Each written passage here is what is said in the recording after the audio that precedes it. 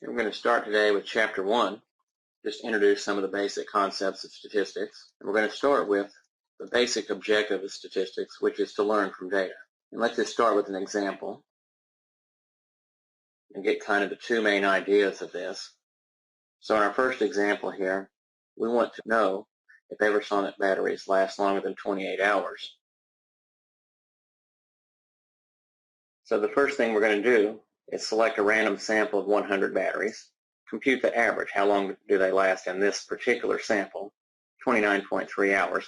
That's our description of this particular sample. The second branch of statistics, beyond description, is inference. We have that sample mean of 29.3. That's the mean of this particular sample. Is that enough for us to be confident that not only this particular sample, but the larger population has an average or a mean that's greater than 28? Alternatively, that difference of 1.3 could be due to sampling error.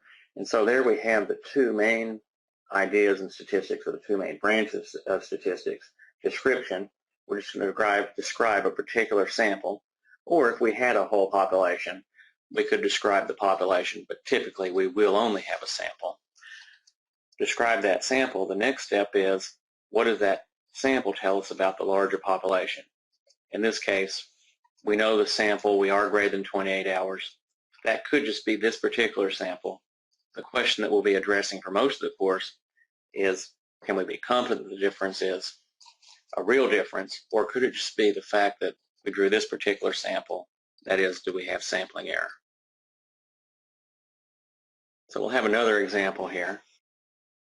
And this one will ask if there's a difference between the proportions of males and females who believe Elvis is still alive. So our description, we're going to get 100 males, and in that sample, 22 believe Elvis is still alive. That's a sample proportion of 0.22, which would be the same thing as a sample percentage of 22%. But we'll typically use proportions rather than percentages. So we also take another random sample of 100 females, 18 of whom believe Elvis is still alive. So we have a difference of 0.04, or a difference of 4% in our sample. So now we'll move on to inference. We'll know if that difference of 0.04 is enough to be confident that not only for this sample, but the overall population, that is, all males and females, is there a difference between the proportion. Alternatively, is it plausible that difference could just reflect sampling error? Another thing we want to focus on in the first chapter is getting just some of the ideas, the language of statistics. I can't overstress how important this is. When we get later in the course, we're going to have a lot of problems where you have to know this. It's implicit in the problem, and it's going to affect what kind of analysis you do and how you set up hypotheses, how you collect data, how you analyze the data. So you need to spend whatever amount of time you have to make sure you really have these concepts in.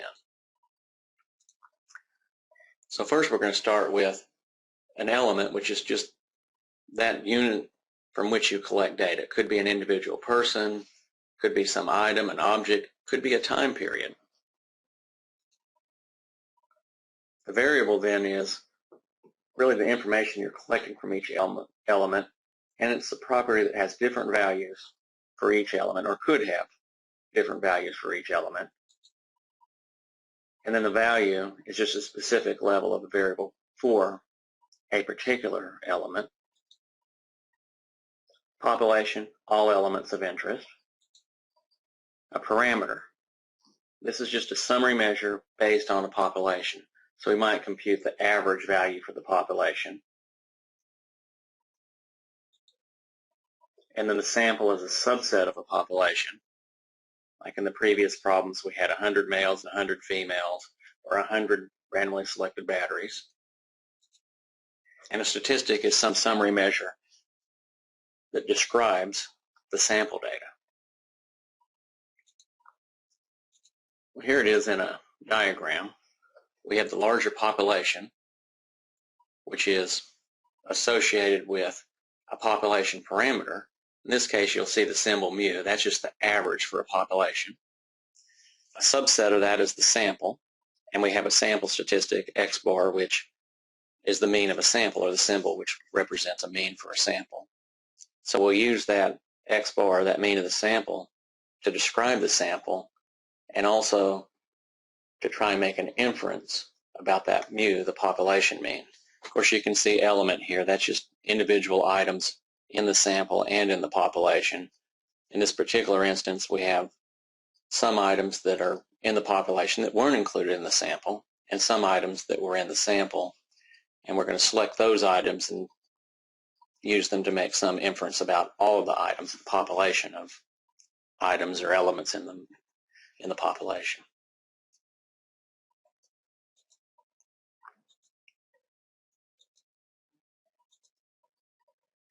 So the population, again, consists of the entire set of elements of interest. The sample then consists of some subset of that entire set of elements, a subset of the population.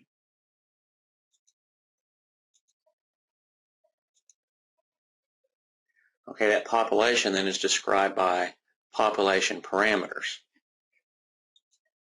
The sample is described by sample statistics.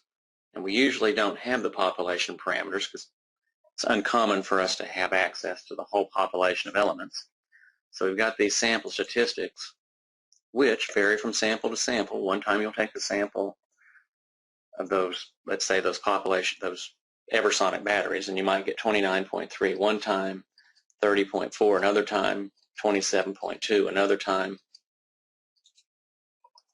But anyway, we'll use those sample statistics to estimate and test hypotheses about the population parameters, which are constant and usually unknown.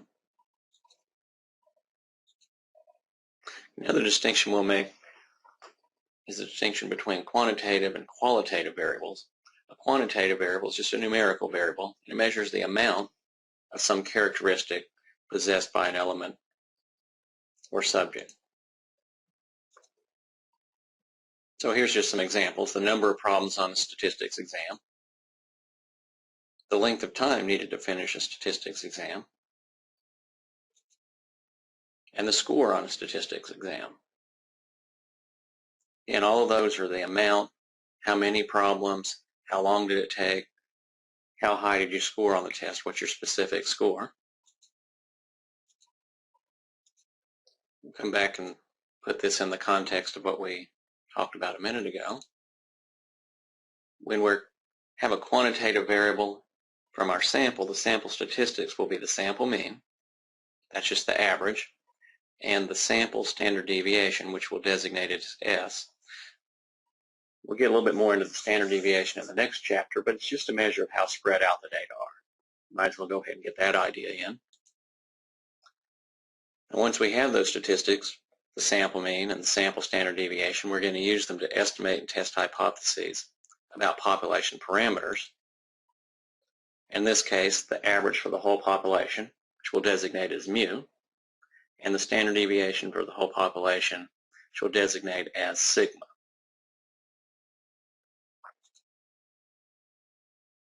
Again, I said this a second ago, if you're reading this before we've looked at standard deviation, it's just a measure of how spread out the data are. So S is standard deviation for how spread out the sample is, and sigma is how spread out the data are in a population. Okay, the other kind of variable, as I said a minute ago, is a qualitative variable. And this just measures whether or not an element possesses a particular characteristic or quality. And that's going to be divided into two main categories: a binomial variable, where an element or subject is placed into one of two mutually exclusive categories. For example, whether or not you pass an exam, you either pass it or you don't. Notice when you define these, it's often whether or not, and sort of a yes-no kind of thing. So whether or not you have submitted an assignment on time. Multinomial then just means when you're placing elements or subjects into one of more than two mutually exclusive categories. So we've got class standing now. So we have four categories: freshman, sophomore, junior, senior. Favorite activity, sports, music, reading, whatever. But again, it's just more than two categories. not asking how much, just whether or not a particular element is in this category or some other category. So when we have that binomial variable, we're going to describe our sample with the sample proportion, just the proportion in our sample that have a particular characteristic. And we're going to use that to test hypotheses about the population proportion P. So if we were looking at whether or not someone passed the statistics exam, and we had a sample of 50, and 10 of those, let's say 45 of those passed, then in our sample proportion we would have 0.9, which is the same as 90% who passed the test. And then we would use that to estimate or test a hypothesis about how many in the entire population, where we might define that population as everyone who takes that test in a particular semester or even over a particular year or 5-year period. And the correlation coefficient is another kind of statistic and parameter. And basically, we're just going to look at an index. It's going to vary between -1 and 1.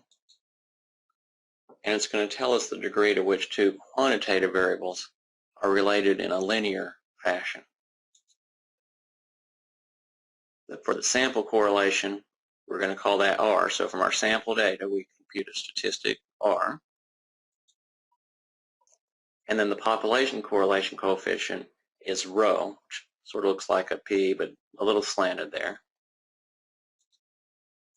And so here we have an example of a correlation coefficient of 0.96, which is pretty close to 1, which would be a perfect positive correlation. But you can see here, we've drawn a line to describe the data, and everything's not exactly on the point, but they're pretty close. Okay, if you get close to -1, that also means that you have a strong relationship. In this case, it's just if X goes up, Y goes down, for example. And you can see here, the points are all pretty close to the line. It's just that unlike the previous example, the slope of the line is negative and we're moving down. If you get close to 0, then you probably don't have a linear relationship, or if you do, it's a pretty weak one. And you can see in this case that the points are not very close to the line, and that the line is pretty close to horizontal. In other words, a slope of 0. And here's just a table that summarizes the type of variables that are related to the parameters and statistics that we'll cover in this class, or at least most of the parameters and statistics we'll cover in this class. So for a qualitative variable, we have the parameter population proportion P, and sample proportion for a statistic is P hat. For a quantitative variable, the parameter is the population mean, mu, and the statistic is the sample mean, x bar. And if you had two quantitative variables, the population correlation, the parameter, is rho, and the statistic corresponding to that is the sample correlation, R. We will cover parameters and statistics other than these, but they're all going to be related to these in one way or another.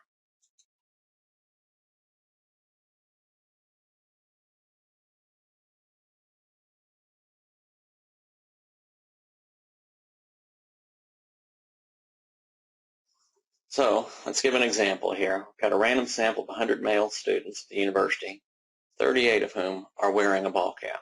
The element is just then a male student at the university. Variable, whether or not that particular male student is wearing a ball cap. That, of course, is going to be binomial variable. They're either wearing the cap or they're not. And so the values are either yes or no. They're either wearing the cap or they're not. The population then would be all male students at the university. Note the relationship between a population and an element. An element is just one male student at the university. The population then would be all male students at the university.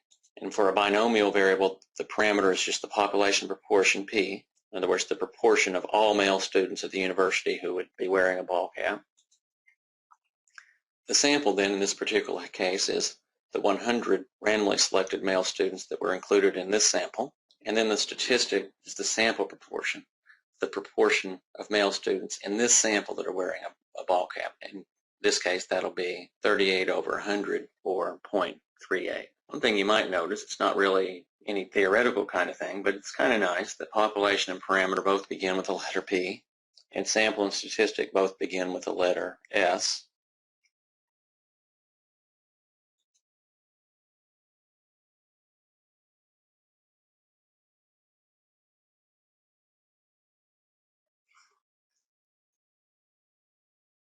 So another example here, got a random sample of 20 15-minute time periods. So the element in this case is just going to be a 15-minute time period.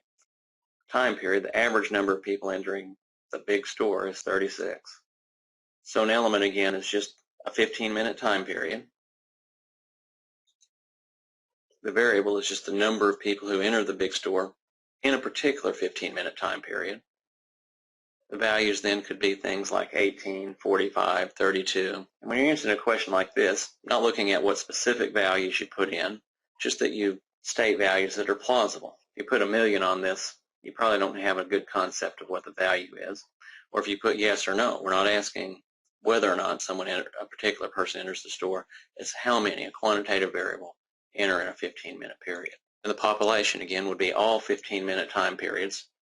Again, compare this to the element. A single 15-minute time period, and then all 15-minute time periods. The parameter will be the population mean, mu. Then the sample would be the 25 randomly selected 15-minute time periods. And the statistic would then be the sample mean, x bar.